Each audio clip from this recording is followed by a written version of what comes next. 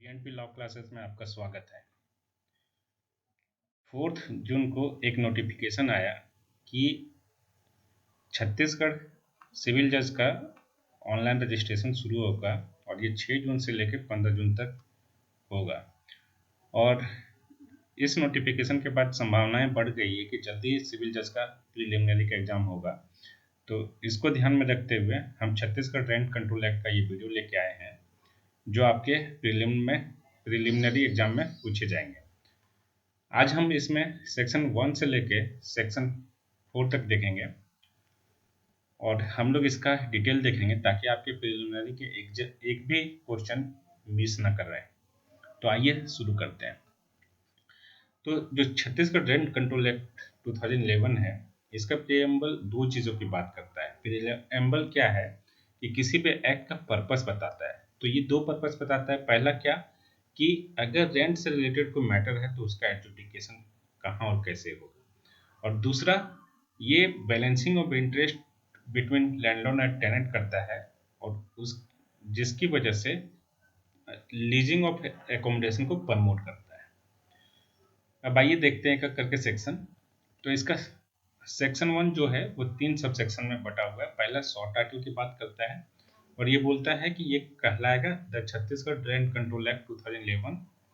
Second बोलता है कि एट फर्स्ट इंस्टांस ये एप्लीकेबल होगा म्यूनिसिपल एरिया जो कंसिस्ट ऑफ डिस्ट्रिक्ट हेडक्वार्टर्स होगा, और बाद में स्टेट गवर्नमेंट ऑफिशियल गजेट में नोटिफिकेशन लाके दूसरे म्यूनिसिपल एरिया में भी इसके एप्लीकेबिलिटी को एनफोर्स करेंगे। तीसरा, ये कब इफेक्ट में आया है, तो वो है 6 नवंबर 2012। यहाँ से आपके प्री के क्वेश्चन बनते हैं। सेक्शन 2 डील करता है डेफिनेशन से। इसका पहला सबसेक्शन एकोमोडेशन की बात करता है और एकोमोडेशन में बोलता है कि एकोमोडेशन मीन्स एनी बिल्डिंग और पार्ट ऑफ बिल्डिंग, चाहे वो रेसिडेंशियल हो या नॉन रेसिडेंशियल हो, और जो लैंडलॉर्ड द्वारा टेनेंट को लीज आउट किया गया है। और ये बिल्डिंग इंक्लूड करता है क्या क्या?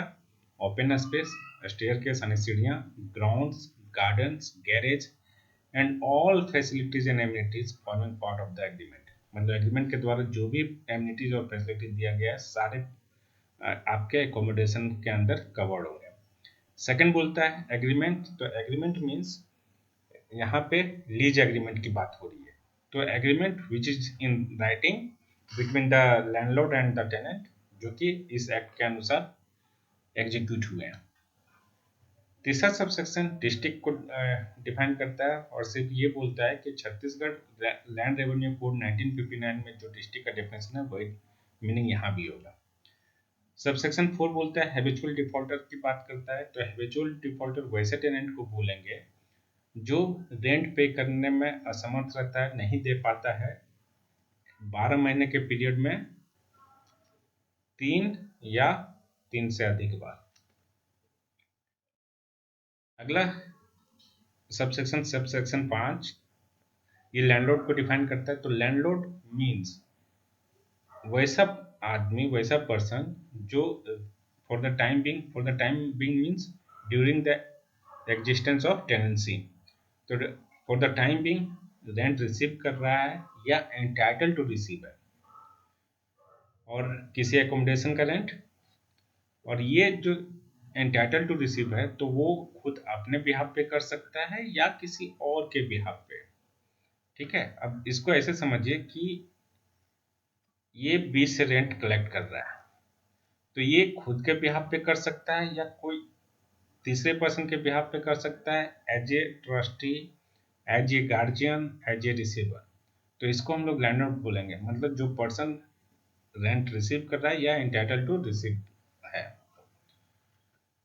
सबसेक्शन 6 देखिए, ये म्यूनिसिपल एरिया को बोलता है। तो म्यूनिसिपल एरिया जो है और नगर पंचायत, ये दोनों को डिफाइन करता है। तो ये जो छत्तीसगढ़ म्यूनिसिपल कॉर्पोरेशन एक्ट 1956 या छत्तीसगढ़ म्यूनिसिपलिटीज एक्ट 1961 में जो डिफाइंड है वही यहाँ पे भी मीनिंग होगा। Notification means notification referred and published in official gazette। Subsection 8 old act की बात करता है। Old act means Chhattisgarh accommodation control act 1969। एक चीज ध्यान दीजिएगा, ये एमपी एकोमोडेशन कंट्रोल एक्ट को 1961 को ही अडॉप्ट किया था छत्तीसगढ़ ने। इसके बाद सबसेक्शन 9 रेंट की बात करते हैं। तो रेंट मीन्स वो कंसिडरेशन जो किसी भी बिल्डिंग को लीज आउट करने के बदले में मिल रहा है। सबसेक्शन 10 रेंट कंट्रोल को डिफाइन करते हैं। तो रेंट कंट्रोलर वैसे ऑफिशियल होंगे जो अपॉइंटेड हैं अंडर सेक्शन 7 सबसेक्शन 1 में। आइए सबसेक्शन 11 में रेंट कंट्रोल ट्रिब्यूनल का डेफिनेशन देखते हैं। तो रेंट कंट्रोलर ट्रिब्यूनल वो ट्रिब्यूनल है जो कॉन्स्टिट्यूटेड है under section 6 subsection 1 of the act में। सबसेक्शन 12 रिपील्ड एक्ट की बात करता है। तो again repealed act refers to Chhattisgarh accommodation control act 1961 with, और ये ऑल अमेंडिंग एक्ट जो भी हैं सारे जो रिपील्ड हुए उसकी बात करता है। सबसेक्शन 13 डिफाइन करता है सोशल न्यूसेंस को। तो social nuisance means all the activities enlisted under serial 10 of schedule 4। Subsection 14 define करता है टेनेंट को, और टेनेंट का डेफिनेशन बहुत ही इंपॉर्टेंट है। देखिए, तो टेनेंट वैसे पर्सन हुए जो या तो रेंट पे कर रहा है या जिसके बिहाफ पे रेंट दिया जा रहा है। ठीक है, अब यहाँ पे देखिए, सपोज एक्स एक टेनेंट था, मतलब इसने लीज पे लिया हुआ था। ठीक है, तो ये तब तक टेनेंट कहलाएगा जब तक कि इसको किसी कोर्ट के ऑर्डर या डिग्री से बाहर नहीं किया जाए। सपोज मान लीजिए कि आज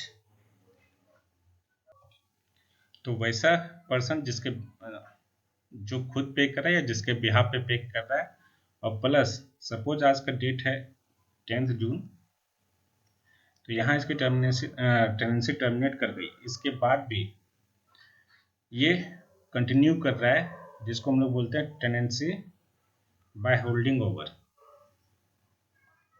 तो ये भी टेनेंट ही कहलाएगा।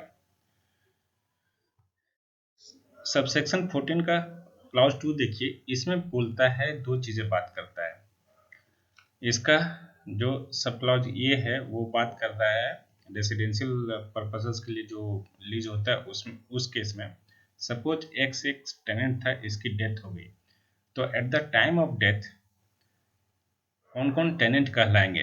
तो इसका स्पाउस यानी कि हस्बैंड या वाइफ, अगर ये मेल है तो इसका वाइफ, और फीमेल है तो इसका हस्बैंड। तो हस्बैंड और वाइफ यानी स्पाउसेस, इसके पेरेंट्स यानी कि मदर एंड फादर, इसके बाद इसके सन एंड डॉटर। लेकिन तभी जब ये सारे लोग या इनमें से कोई भी इसके साथ रहता था तभी ये टेनेंट कहलाएंगे। इसका सब क्लॉज बी जो है वो बात करता है कमर्शियल या बिजनेस पर्पसेस के लिए जो लीज आउट हुए हैं उसमें। तो इसमें सपोज एक्स की डेथ हो गई तो कौन कौन टेनेंट कहलाएंगे।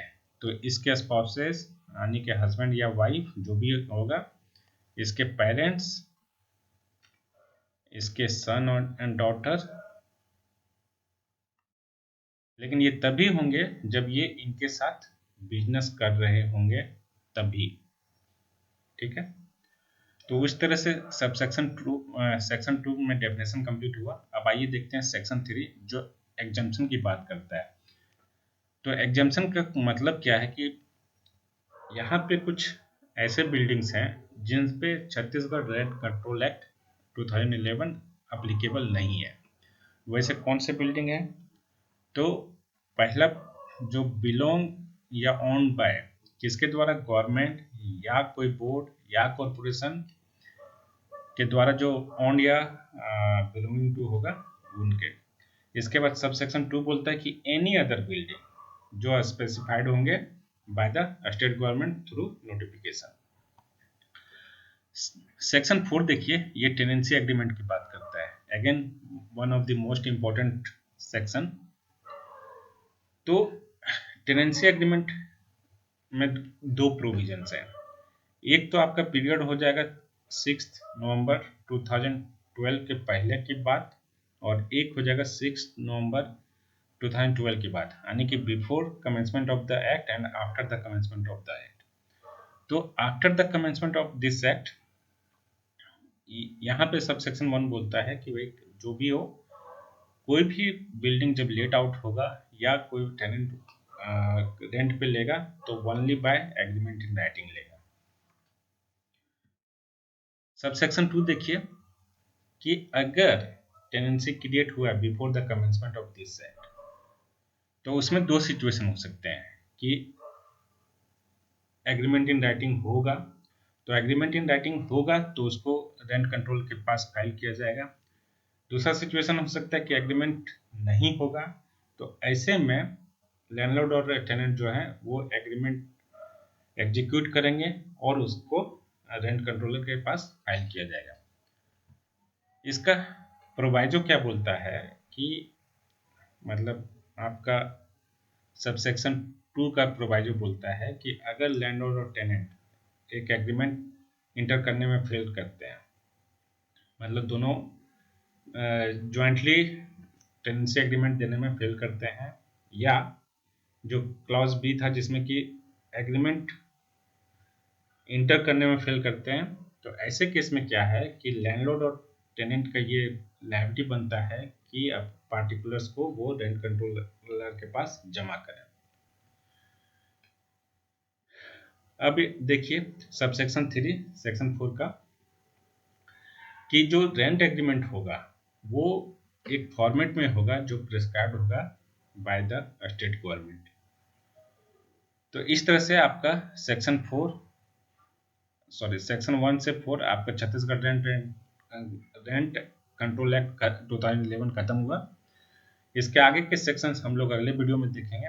अगर आप इस चैनल पे नए हैं तो प्लीज़ इसे सब्सक्राइब करें और अपने दोस्तों के साथ शेयर करें ताकि अधिक से अधिक लोग इससे बेनिफिट उठाएं। Thank you for watching. Thank you.